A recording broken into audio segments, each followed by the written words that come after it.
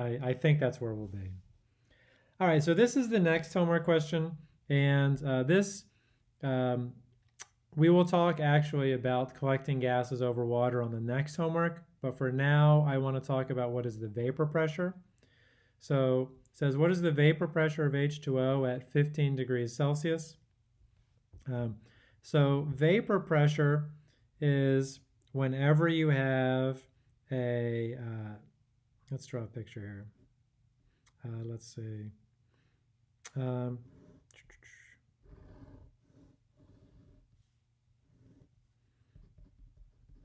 Whenever you have a gas that is in contact with water, so it will be important to include the vapor pressure because H2O also evaporates.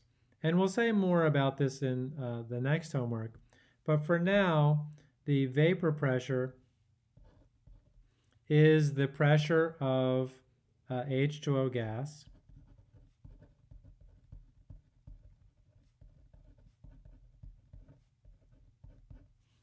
in contact with H2O liquid.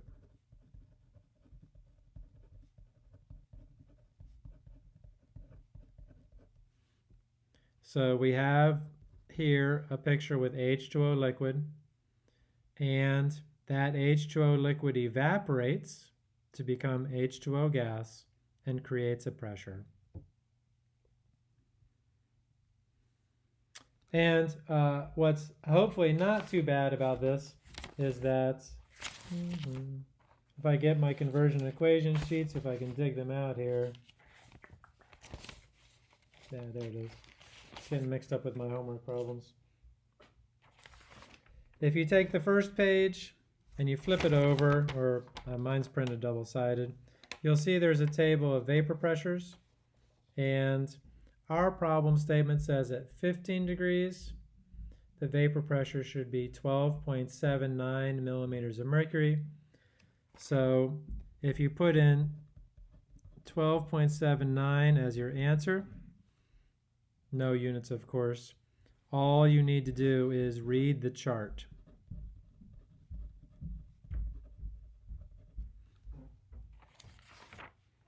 And various forms of this will have different temperatures. So if you get 25 degrees Celsius, you need 23.78 millimeters of mercury, but you'll just enter the 23.78. And while we're here, if you look at 100 degrees Celsius, the vapor pressure is 760 millimeters of mercury.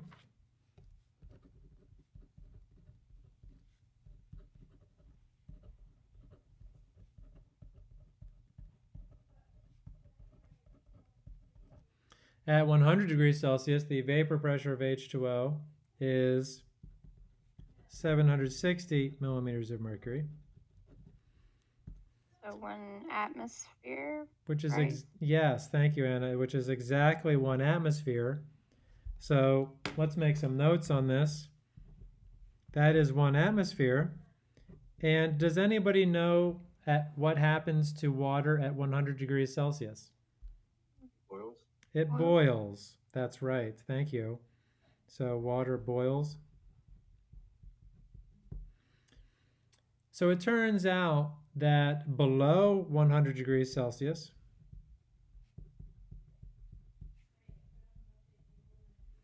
water evaporates, and at 100, at or above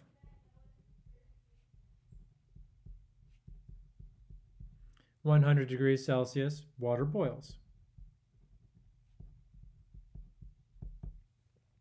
And these two are the exact same process. Take some H2O liquid and make them into H2O gas. And temperature, right, what we've said before is that as temperature increases, kinetic energy increases.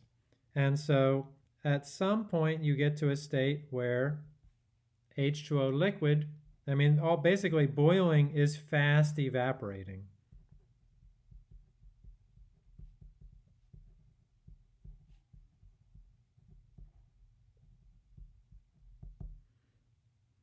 And we will talk more about vapor pressure and the relationship between evaporation and boiling in chapter 11, lecture outline 11 as well.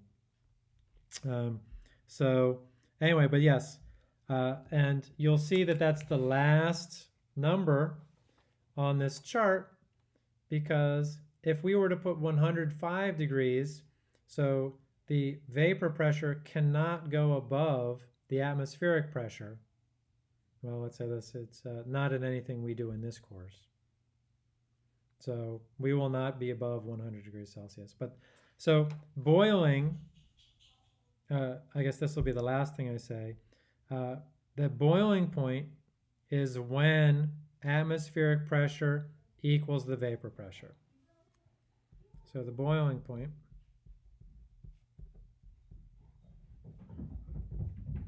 is when atmospheric pressure equals the vapor pressure. So does that create a unit conversion? It will not create a unit conversion, actually.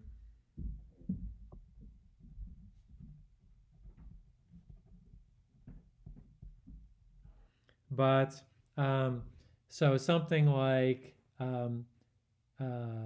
I don't know what boils, like gasoline. So if you've ever noticed gasoline, it basically evaporates like that.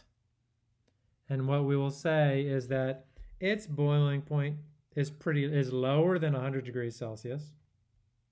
And the reason that, and so it has a higher vapor pressure and a lower boiling point. But no, there will be no unit conversions around this. The only thing we need for vapor pressure is we need to know and be able to read this chart. Okay.